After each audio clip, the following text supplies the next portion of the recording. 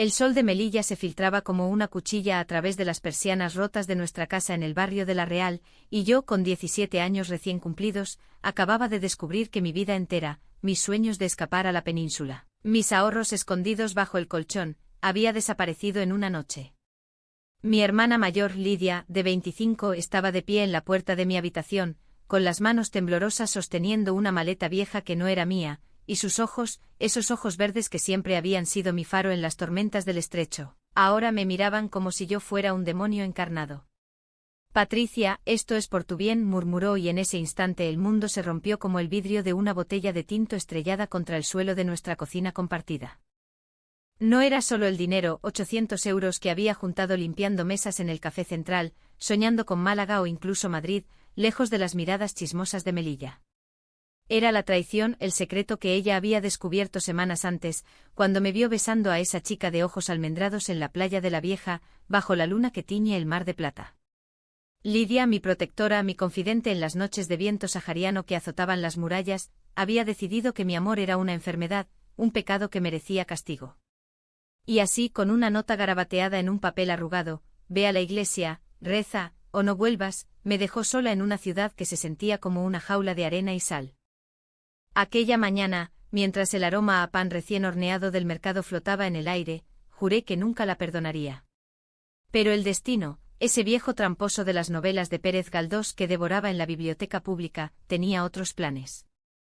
18 años después, en una celda húmeda de la prisión de Algeciras, yo sería la llave de su libertad. Y en ese abrazo final, entre sollozos y verdades a medias, entendería que el odio y el amor en una familia como la nuestra son dos caras de la misma moneda gastada por el tiempo. Me llamo Patricia, y Melilla siempre ha sido para mí un laberinto de contrastes, el azul furioso del Mediterráneo chocando contra las dunas doradas del desierto marroquí, las murallas españolas erguidas como guardianes eternos contra un enemigo invisible, y en medio de todo, nuestra familia, un nudo de hilos deshilachados por la pobreza y los secretos. Nací en 1987, en una casa de adobe en el extrarradio, donde el viento del levante traía ecos de riflas y el olor a jazmín silvestre se mezclaba con el humo de las barbacoas improvisadas. Mi madre, una viuda ceutí que había cruzado el estrecho huyendo de un marido borracho, nos crió a Lidia y a mí con historias de flamenco y toros, pero también con el peso de la supervivencia. Hijas, en esta tierra de nadie, el amor es un lujo que no nos podemos permitir. Lidia era mi todo. 5 años mayor, con esa melena negra que caía como una cascada sobre sus hombros y una risa que podía iluminar las tardes nubladas de invierno, ella era la que me defendía de los niños del barrio que me llamaban la flaca, por mis piernas delgadas y mi afición a trepar los cañones abandonados de la fortaleza. Desde pequeñas compartíamos todo, el catre estrecho donde nos acurrucábamos contra el frío, los sueños susurrados bajo las sábanas de algodón raído, y hasta los primeros besos robados a la vida, como cuando robamos mangos del huerto del vecino y nos reímos hasta llorar. Somos invencibles, Pat, me decía ella, entrelazando sus dedos con los míos, y yo le creía, porque en Melilla, donde el sol quema la piel y las sombras de la frontera se alargan como dedos acusadores, una hermana es lo único que te ata a la cordura. Pero el primer grieta apareció cuando cumplí 15. Fue en la fiesta de la Virgen de la Victoria, esa procesión ruidosa donde las bandas de cornetas ahuyentan a los fantasmas coloniales. Yo, vestida con un traje de faralaes prestado que me picaba en la cintura, bailaba con un grupo de chicas del instituto. Entre ellas estaba Sofía, una morena de ojos como aceitunas negras, llegada de Málaga con su familia por negocios de contrabando sutil, nada grave, solo cigarrillos y té marroquí. Nuestras manos se rozaron al girar, y algo se encendió en mí, un fuego lento que no era el de las candelas de la iglesia, sino algo prohibido, algo que me hacía sonrojar no por vergüenza, sino por anhelo. Esa noche en el balcón de casa, con el eco de los fuegos artificiales retumbando en el pecho, le confesé a Lidia, creo que me gustan las chicas. Ella se quedó quieta, el vaso de sangría a medio camino de sus labios, y por un segundo, vi en su rostro el pánico de quien ha visto un abismo abrirse bajo sus pies. No dijo nada entonces. Solo me abrazó fuerte como si pudiera aplastar el secreto entre nosotras. Pero los días siguientes fueron un tormento disfrazado de normalidad. Lidia empezó a frecuentar la parroquia de San Agustín con más ahínco, arrastrándome a misas donde el padre Ramírez predicaba contra los desvíos del alma. Es una fase, Pat, me repetía en voz baja mientras caminábamos por el paseo de Orcasitas, con el mar rugiendo a nuestra derecha como un testigo mudo. Yo asentía, que la quería tanto que estaba dispuesta a mentirme a mí misma. Pero el corazón no entiende de fases. Una tarde de verano, cuando el calor hacía que el asfalto de la avenida burbujeara, Sofía y yo nos encontramos en la playa del Escrito. El sol se hundía en el horizonte tiñendo las olas de rojo sangre, y sus labios tocaron los míos por primera vez. Fue un beso torpe salado por el mar y dulce por la fruta robada de un puesto cercano, pero en ese instante supe que era real, que mi amor no era un error, sino mi verdad más pura. Lidia nos vio. Estaba allí, fingiendo recoger conchas para vendérselas a los turistas, pero sus ojos nos perforaron como balas. Esa noche la casa se convirtió en un campo de batalla. «Eres una vergüenza para esta familia», gritó su voz rompiendo el silencio como un trueno en la siesta melillense. Mi madre, postrada en su cama por la artritis que el desierto le había regalado, solo gimió desde el otro cuarto, demasiado débil para intervenir. Yo intenté explicarme con lágrimas quemándome las mejillas: es amor, Lidia, no un crimen. Pero ella, con el rostro contorsionado por un odio que no reconocía, replicó: en Melilla, el amor como el tuyo te mata. O te mata a nosotras. Y entonces, en un arrebato que olía a desesperación y a vino barato del duty free, rebuscó en mi habitación y encontró mi escondite, el sobre con mis ahorros, mi boleto a una vida lejos de las cadenas invisibles de la ciudad. Se lo llevó. No con violencia, sino con una calma escalofriante, como si estuviera salvándome de mí misma. Usaré esto para ayudarte, dijo, y desapareció en la noche, dejando solo el eco de la puerta y el sabor amargo de la traición en mi boca. Al amanecer, con el minarete de la gran mezquita llamando a la oración como un lamento, me marché. No volví a verla en años. Melilla se convirtió en un recuerdo borroso, y yo, una fugitiva en mi propia piel, crucé el estrecho hacia un futuro incierto, cargando el peso de un amor robado y una hermana perdida. Los primeros meses en Málaga fueron un infierno disfrazado de libertad. Dormía en albergues para jóvenes, limpiaba oficinas por la mañana y servía copas en bares de la Costa del Sol por la noche, donde el turismo devoraba sueños como langostas en una paella. Sofía me había seguido, o eso creí al principio. «Ven conmigo, Pat, dejemos que el mar nos lleve», me había susurrado en la playa aquella última vez. Pero Málaga la cambió. Las luces de los hoteles, los hombres con camisas de flores que la miraban como trofeos, y pronto, sus besos se volvieron esporádicos, excusas envueltas en promesas. «Es complicado con mi familia», decía, y yo, ingenua, lo creía, porque el amor, en su forma más cruda, es ciego como un toro en la plaza. Pero la verdad llegó como un vendaval. La encontré en brazos de un empresario malagueño, en una fiesta privada en el puerto. Ella, con un vestido rojo que acentuaba sus curvas, riendo como si mi mundo no se estuviera desmoronando. El dolor fue un puñetazo en el estómago, peor que la traición de Lidia, porque este era mío, elegido en la oscuridad de la juventud. «No es lo que piensas», balbuceó ella, pero sus ojos decían lo contrario: miedo a la pobreza, a la diferencia, a ser como yo. Huyendo de nuevo me instalé en Madrid, en un piso compartido en Lavapiés, donde el multiculturalismo de la capital me envolvió como un chal protector. Allí, entre grafitis árabes y bares de tapas, empecé a reconstruirme. Encontré trabajo en una librería de segunda mano, rodeada de ediciones amarillentas de Lorca y Unamuno, y poco a poco, el secreto que Lidia había intentado enterrar floreció en orgullo. Conocí a Elena en una lectura de poesía en la Casa de las Flores. Ella, una periodista de 30 años con cabello corto teñido de rojo y una sonrisa que cortaba como el viento de la sierra, recitó versos de Gloria Fuertes que hablaban de amores imposibles. Nuestras miradas se cruzaron, y en esa chispa vi un futuro posible. No fue un romance de película, nada de rosas en la Puerta del Sol o paseos bajo la lluvia en el Retiro, sino algo sólido, construido en conversaciones hasta el amanecer sobre el feminismo en España postfranquista y las sombras de la identidad en una sociedad que aún susurraba marimacho a nuestras espaldas. Elena me enseñó a perdonarme, a ver mi lesbianismo no como una carga, sino como una bandera en el viento. Juntas fundamos un pequeño colectivo LGBT en el barrio, un refugio para chicas como yo, llegadas de Ceuta y Melilla con maletas llenas de miedos. Sin embargo, el pasado no se deja enterrar tan fácilmente. Una carta llegó un día de otoño con el matasellos de Melilla.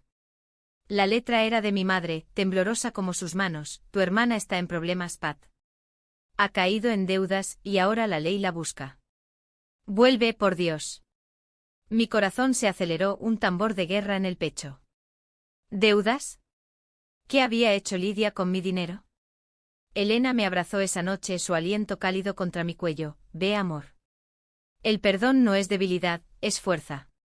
Así, con un billete de ferry en el bolsillo y el peso de 18 años de silencio en los hombros, regresé a la ciudad de mis fantasmas. Melilla me recibió con su abrazo asfixiante, el aeropuerto pequeño, con su pista rodeada de alambradas como venas expuestas, y el taxi que me llevó por calles que no habían cambiado, el mismo puesto de churros en la Plaza de España, el mismo murmullo de bereberes regateando en el zoco. Mi madre, ahora una sombra frágil en una silla de ruedas, me recibió con lágrimas. Lidia. Ella pensó que te salvaba, Pat. Pagó a un curandero en Tetuán por exorcizarte, pero el dinero no bastó y luego vinieron las apuestas, los préstamos. Su voz se quebró y yo, sentada a sus pies, sentí una rabia antigua removerse como arena en una tormenta. Lidia había usado mis ahorros para un ritual absurdo en las colinas marroquíes, creyendo que mi pecado era una posesión maligna. Cuando falló, claro que falló, la desesperación la llevó a las timbas ilegales del barrio de Cabrerizas, donde los naftas apostaban fortunas en mesas improvisadas. Deudas con usureros, peleas y finalmente un robo fallido a una joyería en la calle Castelar que la llevó a la cárcel de Ipap. 12 años, murmuró mi madre. Sale en 2 con buena conducta. Pero está rota, hija. Visité a Lidia en la prisión, un edificio gris en las afueras que olía a sal y desesperanza. A través del cristal la vi, demacrada, con arrugas prematuras surcando su frente, los ojos verdes opacos como el mar en tormenta. Pat, susurró al verme y por un segundo, fui de nuevo la niña que corría tras ella por las playas de Camposoto. Pero el perdón no vino fácil. Robaste mi vida, le dije, la voz ronca. Por miedo. Por amor torcido. Ella asintió, lágrimas trazando surcos en su rostro. Tenía miedo de perderte a la sociedad, al infierno que nos contaban en la iglesia. Pero perdí todo. Salí de allí furiosa, paseando por las murallas bajo la luna, donde el estrecho susurraba secretos antiguos. ¿Cómo perdonar a quien te ha herido en lo más profundo? Elena me llamó esa noche, su voz un bálsamo. Recuerda, el amor familiar es como el vino de Jerez, amargo al principio, pero profundo si lo dejas madurar. Y en esa llamada, entre sollozos, decidí, la ayudaría. No por ella, sino por nosotras, por la niña que aún vivía en mí, anhelando la mano de su hermana. Los meses siguientes fueron un torbellino de trámites y recuerdos que se entretejían como las alfombras bereberes del mercado. Volví a Madrid solo para empacar lo esencial, libros de poesía, el colgante de concha que Elena me había regalado en nuestra primera Navidad juntas, y el colectivo, que dejé en manos de una amiga de confianza. Esto es temporal, le dije a Elena en el aeropuerto de Barajas, nuestras frentes tocándose como en una oración laica. Ella sonrió, pero vi la sombra de la duda en sus ojos. El pasado te llama, pero no dejes que te arrastre. Somos tu hogar. Su beso, suave como la brisa de la sierra madrileña, me dio fuerzas para el viaje de regreso. En Melilla me instalé en la casa familiar, ahora un museo de ausencias, fotos desvaídas de mi padre, un pescador ahogado en el estrecho cuando yo era bebé, y el altar improvisado a la Virgen donde Lidia había rezado por mi salvación. Mi madre, con su devoción inquebrantable, me recibía cada mañana con café solo y pan con tomate, hablando poco pero con los ojos llenos de gratitud muda. Eres buena hija, decía, y yo me preguntaba si lo era, o si solo estaba huyendo de mi propia culpa, la de haber abandonado, la de haber amado en secreto. Empecé a trabajar como voluntaria en la prisión, un programa de reinserción que la Junta había impulsado para las mujeres como Lidia. No era fácil. Las visitas semanales eran un ritual de silencios cargados, donde cada palabra era una mina. Al principio Lidia se cerraba como una ostra, contando anécdotas triviales de la rutina carcelaria, el guiso de garbanzos los lunes, las clases de costura donde bordaba mantones que nadie compraría. Pero yo insistía, trayéndole libros de Benedetti y poemas de Alejandra Pizarnik, susurros de libertad en páginas amarillentas. Lee esto, le decía, deslizando García Lorca por la rejilla, verde que te quiero verde. Ella lo tomaba con manos temblorosas y una vez, en una visita lluviosa donde el levante azotaba las ventanas, me confesó, pensé que te estaba protegiendo, Pat. Como cuando éramos niñas y te defendía de los chicos que tiraban piedras. Pero el miedo. El miedo me cegó. Sus palabras abrieron una grieta en mi armadura. Recordé las noches en que Lidia me peinaba el cabello, tarareando coplas flamencas aprendidas de la radio, o cómo me cubría las espaldas cuando mi madre, en sus días malos, nos acusaba de ser malditas por Dios por la muerte de nuestro padre. Ella había sido mi escudo, pero el escudo se había vuelto espada cuando el mundo le enseñó a odiar lo diferente. El padre Ramírez nos llenaba la cabeza de cuentos, continuó, la voz quebrada. Decía que el amor como el tuyo era un pecado mortal, que nos arrastraría al abismo. Y yo, tonta, lo creí. Usé tu dinero para un curandero que prometía milagros, pero solo trajo mentiras y deudas. La rabia bullía en mí, un caldo de cultivo para el rencor. ¿Y si hubiera funcionado? ¿Me habrías forzado a casarme con un hombre, a fingir una vida que no era mía? Ella bajó la mirada, las cadenas de sus tobillos tintineando como un requiem. Sí. Por vergüenza. Por mantener la familia unida en esta ciudad que devora a los débiles. Ese día salí de la prisión con el estómago revuelto, caminando por el perímetro de la muralla hasta que el mar me calmó. Melilla, con su mezcla de culturas, el temoruno en las teterías, las procesiones católicas entre minaretes, me recordaba que la intolerancia no es solo española o africana, es humana, un veneno que se filtra en las venas de las familias. Mientras tanto, el colectivo en Madrid me echaba de menos. Las chicas me escribían correos, Pat, necesitamos tu voz en la manifestación del orgullo. Y Elena, mi ancla, me enviaba fotos de nosotras dos en la Gran Vía, con globos arcoíris flotando como sueños. Pero el lazo con Lidia se tensaba. Empecé a abogar por su libertad condicional, reuniones con abogados pro bono, cartas a jueces que olían a burocracia rancia, y testimonios en audiencias donde describía a mi hermana no como una ladrona, sino como una mujer rota por el peso de expectativas ajenas. Lidia no es un monstruo, declaré en una sala fría de la audiencia provincial, mi voz resonando contra las paredes de azulejos portugueses. Es una víctima de un sistema que castiga el amor equivocado. El juez, un hombre de bigote canoso y mirada escéptica, anotaba, y por primera vez, sentí que el perdón no era solo mío, sino un acto de justicia. Pero los conflictos no cesaban. Una tarde, mientras revisaba papeles en la biblioteca de la Real Sociedad Económica, recibí una llamada de Sofía. Sí, la Sofía de Málaga, esa traidora de juventud que había enterrado en lo más hondo de mi memoria. Pat, estoy en Melilla por trabajo. ¿Podemos hablar? Su voz, madura ahora con un acento andaluz suavizado por años de éxitos, me heló la sangre. Contra todo consejo, el de Elena, el de mi propia intuición, accedí. Nos encontramos en el Café de Levante, un rincón arteco donde el humo de los puros se mezclaba con el aroma a pastela. Sofía había cambiado, 35 años la habían redondeado, su cabello ahora en un bob elegante y en su dedo, un anillo de oro que gritaba compromiso. Lo siento, dijo de entrada, removiendo su cortado con una cucharilla de plata. Te dejé porque tenía miedo. Miedo a ser pobre, a ser diferente en una sociedad que aún nos mira de reojo. Sus palabras eran un eco de las de Lidia, y por un instante odié la similitud. Hablamos horas, de su matrimonio fallido con ese empresario, de su hija de 10 años que preguntaba por qué mamá lloraba por las noches, de cómo había salido del armario a los 30, uniéndose a un grupo de madres lesbianas en Sevilla. Tú fuiste mi primer amor verdadero, confesó, y sus ojos, aún como aceitunas, se humedecieron. Yo, dividida entre la nostalgia y el asco, le conté de Lidia, del robo, de la prisión. Ayúdame a entender, le pedí, y ella, con una honestidad que no esperaba, replicó, el amor propio es la mayor traición al pasado. Perdónala, Pat. Por ti. Esa noche soñé con la playa del Escrito, Lidia, Sofía y yo, 3 siluetas contra el atardecer, pero el mar se tragaba a una de nosotras, y yo no podía decidir cuál salvar. Desperté sudando, el ventilador girando perezosamente sobre mi cama. Elena me llamó al amanecer, vuelve pronto.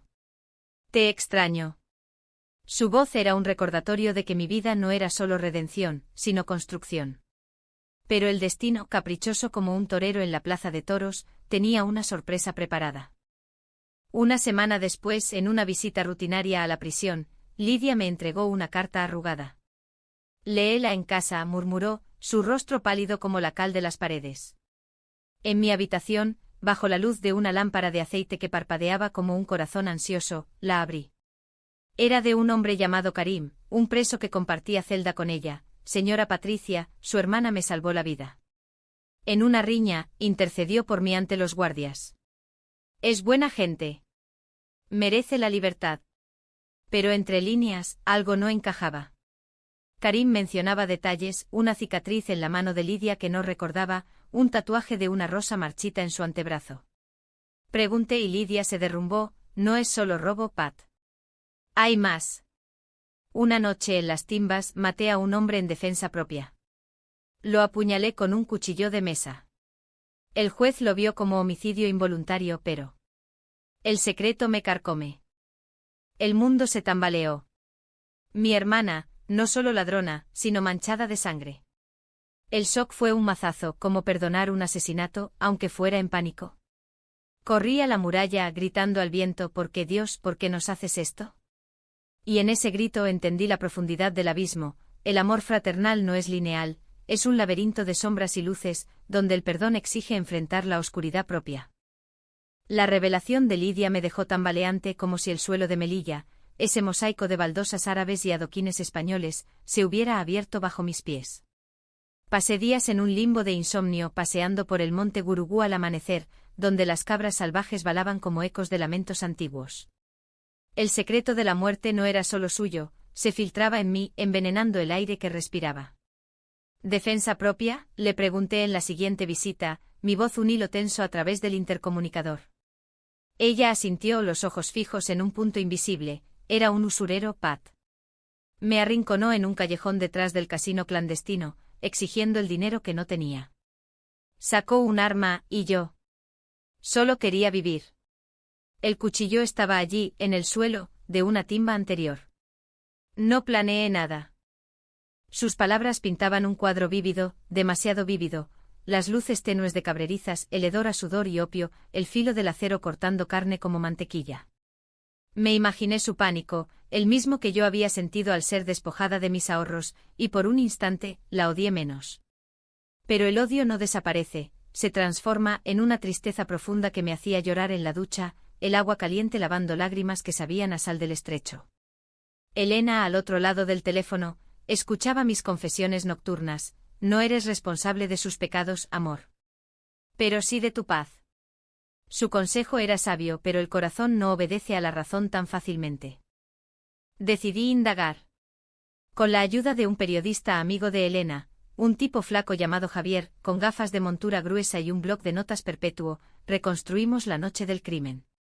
Archivos judiciales polvorientos en el archivo histórico, testimonios de escompinches de Lidia en las teterías del Zoco Grande, donde el té de menta quema la lengua como la verdad. El usurero era un marroquí sin escrúpulos, conocido por extorsionar a viudas y huérfanas, y la pelea había sido testigo por un mendigo ciego que juró, la mujer no quería matar, solo sobrevivir. Javier, fumando un cigarro puro en la terraza del parador, me miró con ojos compasivos. En Melilla, la frontera no solo separa países, separa almas. Tu hermana cruzó una línea, pero el diablo la empujó. Armados con esta evidencia, una transcripción jurada, cartas de apoyo de la comunidad bereber que Lidia había ayudado en sus días libres de la cárcel, presentamos una apelación por revisión de sentencia. Las audiencias fueron un calvario, jueces con togas negras que olían a naftalina, fiscales que pintaban a Lidia como una fiera desbocada, y yo, en el banquillo de testigos, declarando con voz firme, mi hermana robó mis sueños por amor mal entendido, pero ha pagado con años de infierno. La muerte fue un accidente en un ciclo de pobreza que nos ahoga a todos en esta ciudad. El tribunal, un salón alto con retratos de reyes olvidados, resonaba con mis palabras, y por primera vez, sentí el peso de la catarsis. Hablar en voz alta liberaba el pus de heridas antiguas. Pero el drama no se limitaba a los pasillos judiciales. Sofía, esa sombra del pasado, se había instalado en Melilla por asuntos familiares, según decía, pero sus visitas a la casa eran cada vez más frecuentes. Traía dulces de almendra del obrador de la calle Lineros, jugaba al dominó con mi madre, y me buscaba en las tardes para caminatas por el jardín botánico, donde las bugambillas trepaban como enredaderas de recuerdos. He dejado todo en Sevilla, confesó una tarde, sentadas en un banco bajo un ficus centenario. Mi exmarido, la hipoteca. Y vine por ti, Pat. Por redimirme. Sus manos rozaron las mías, un gesto inocente que despertó fantasmas, el beso en la playa, la traición en el puerto.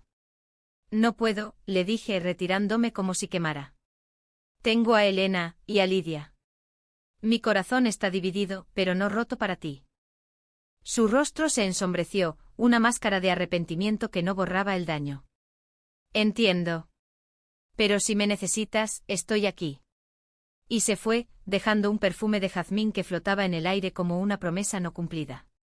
Esa noche discutí con Elena por teléfono. Sofía es el pasado, pero ¿y si el pasado es parte de mí?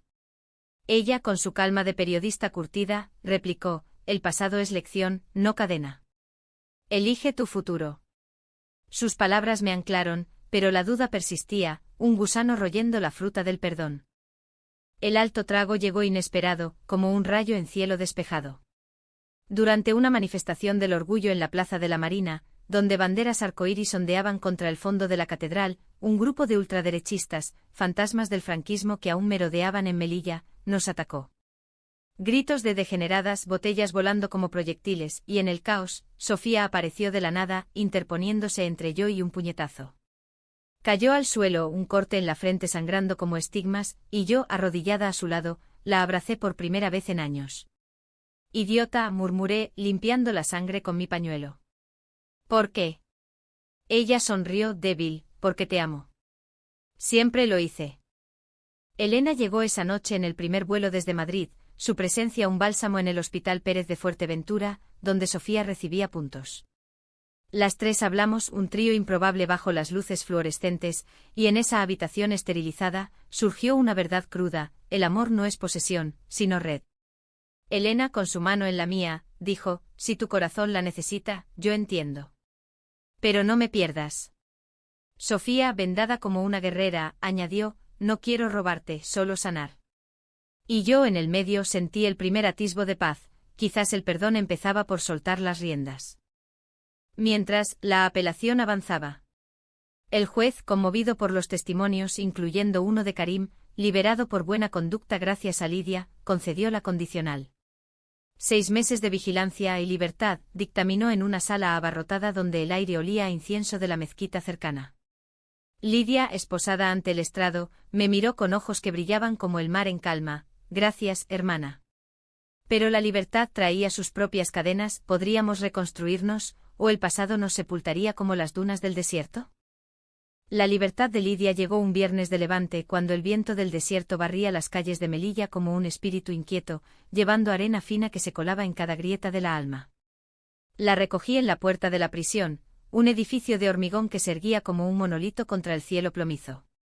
Ella salió con una bolsa de lona raída, sus pocas pertenencias, un rosario de nácar, un libro de oraciones manoseado y la carta de Karim que yo le había devuelto. Vestía un vestido sencillo de algodón, lavado 1000 veces, y su cabello, ahora corto y plateado en las sienes, ondeaba como una bandera de rendición. Pat, murmuró, y su voz era un susurro quebrado por años de silencio impuesto. El abrazo fue torpe al principio, cuerpos extraños que se reconocían por instinto. Olía a jabón industrial y a sal marina, y en ese contacto, sentí el pulso de nuestra infancia, las carreras por la arena de la playa de la Manzanilla, las confidencias bajo las estrellas que caían como lágrimas de Dios. Mi madre nos esperaba en casa, con una paella humeante en la lumbre, arroz con conejo y azafrán, el plato de las reconciliaciones, y por un momento, la casa se llenó de un calor que no era solo del fogón. Hijas mías, sollozó mi madre besando nuestras frentes como en los viejos tiempos. Pero bajo la superficie las corrientes eran traicioneras. Lidia apenas comía, sus ojos desviándose a la ventana como si esperara que la cárcel la reclamara de nuevo. Los primeros días fueron una danza delicada. La instalé en mi antigua habitación, ahora un santuario de libros y recuerdos, y juntas caminábamos por la ciudad al atardecer, evitando las miradas curiosas del barrio. Melilla con su sincretismo, la sinagoga de Lord Zarwach al lado de la iglesia de los capuchinos, parecía susurrarnos: aquí todo se mezcla, nada es puro. Hablábamos poco al principio, del tiempo, de la salud de mi madre, de los gatos callejeros que merodeaban el zoco. Pero una noche, sentadas en el balcón con vasos de mosto dulce, Lidia rompió el hielo: siento el robo, Pat. Cada euro que tomé fue un clavo en mi ataúd. Pero peor fue el odio. El odio que me enseñaron a sentir por ti. Sus palabras fueron un bálsamo y una espina. Le conté de Elena, de nuestras luchas en Madrid, de cómo el colectivo había salvado vidas como la mía. El amor no es pecado, le dije y ella, con lágrimas surcando sus mejillas, replicó, lo sé ahora. En la cárcel conocí a una chica, María, una gitana de Granada por tráfico de drogas. Me habló de su novia, de cómo la iglesia la había echado, y vi mi reflejo en su dolor. Fui una hipócrita.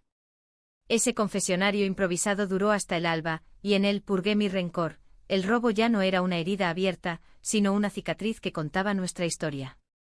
Sofía, mientras, se convirtió en una presencia constante pero discreta. Ayudaba con los trámites de Lidia, papeleo para un trabajo en una cooperativa de costura, y sus visitas traían risas forzadas y anécdotas de su vida en Sevilla. Elena, celosa pero generosa, vino a Melilla por una semana, y las cuatro, mi madre incluida, formamos un cuarteto improbable en cenas donde el vino de la tierra soltaba lenguas. Sois como las hermanas de Cervantes, bromeaba mi madre, y en esas veladas, bajo la luz de faroles morunos, vislumbré un futuro posible, no perfecto pero humano. Sin embargo, el conflicto latente estalló como un petardo en la fiesta de San Agustín. Lidia, ansiosa por reintegrarse, insistió en ir al mercadillo de la plaza, donde vendía sus bordados. Yo la acompañé orgullosa de su esfuerzo, pero entre la multitud, bereberes con chilabas, turistas con cámaras, vendedores gritando ofertas, un rostro del pasado emergió, el padre Ramírez, ahora jubilado pero aún con su alzacuellos impecable, paseando con un grupo de feligreses. Nos vio y su mirada se clavó en nosotras como un juicio divino. Lidia, la pecadora redimida, siseó al pasar, lo suficientemente alto para que los chismes volaran como moscas. Lidia se congeló, el color huyendo de su rostro. Vete, Pat, murmuró, pero yo no lo hice. Me planté frente al sacerdote, el corazón latiendo como un tambor flamenco. Padre, su veneno casi destruye a mi familia. El amor es de Dios, no su monopolio. La plaza se cayó por un segundo, y luego estalló en murmullos.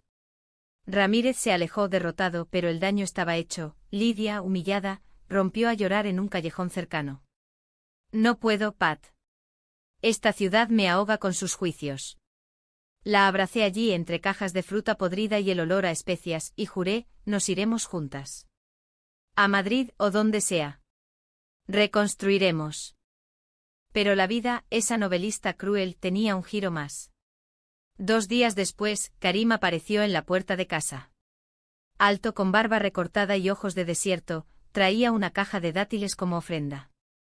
Lidia me salvó como ella te salvó a ti, dijo, y en su relato, surgió la verdad. En la cárcel, Lidia no solo había intercedido, había sido su confidente, ayudándolo a escribir cartas a su familia en Fez, conteniéndole en las noches de insomnio.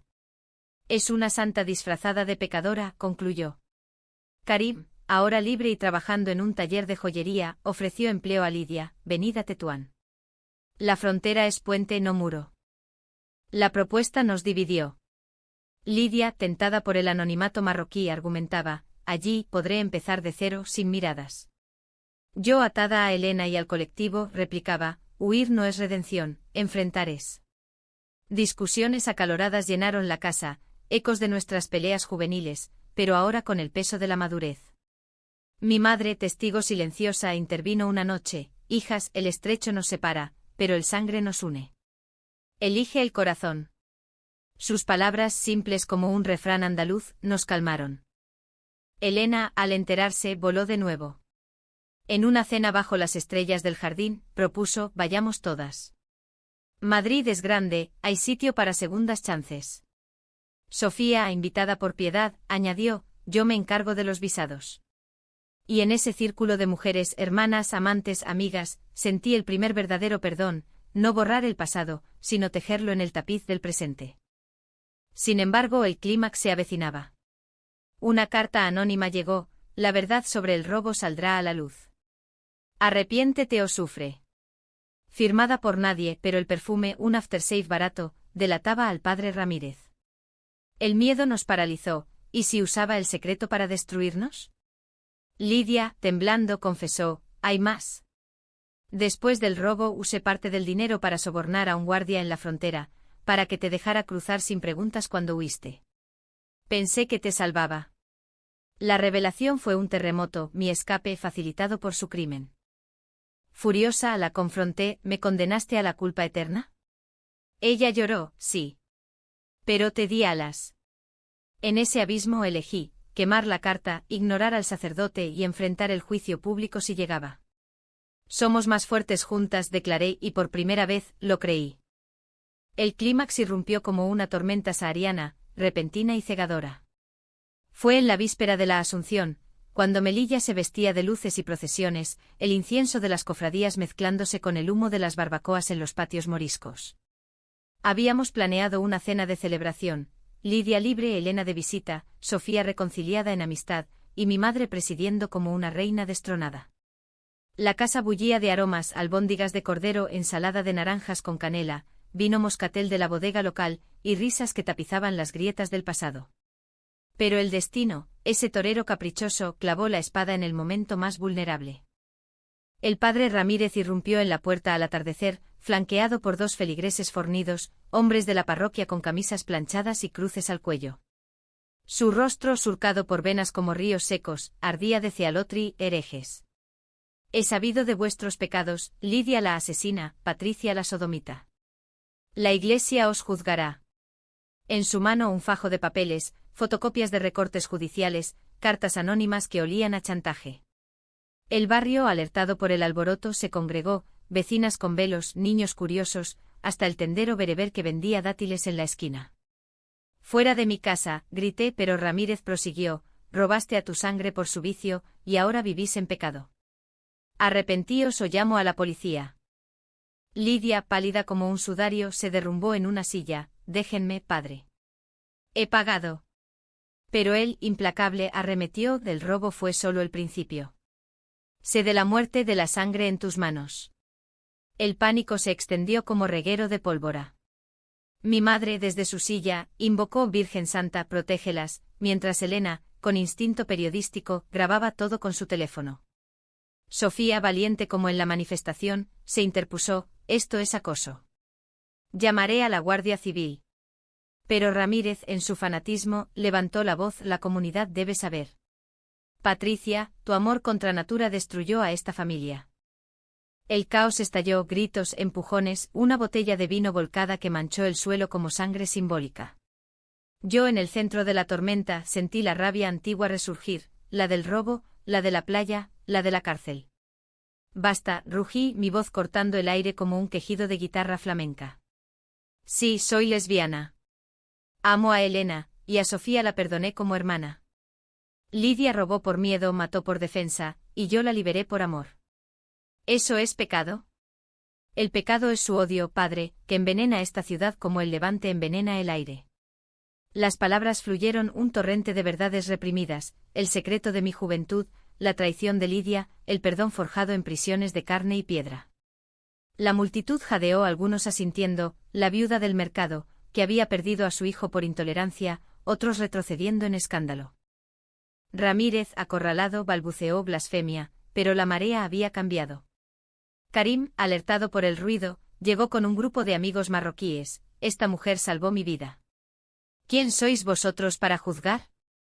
La Guardia Civil, llamada por Sofía, dispersó al sacerdote y su séquito, pero el daño, o el bálsamo, estaba hecho. El barrio, esa red de chismes y solidariedades, absorbió la historia, no como escándalo sino como epopeya.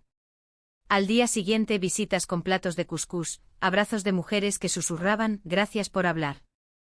Lidia y yo, exhaustas en el balcón esa noche, nos miramos bajo la luna que bañaba el estrecho en plata. Lo hiciste por mí, dijo ella, y yo negué, por nosotras. El secreto ya no nos ata, nos libera. Elena, acurrucada a mi lado, añadió, esto es el verdadero orgullo, no banderas sino verdades dichas.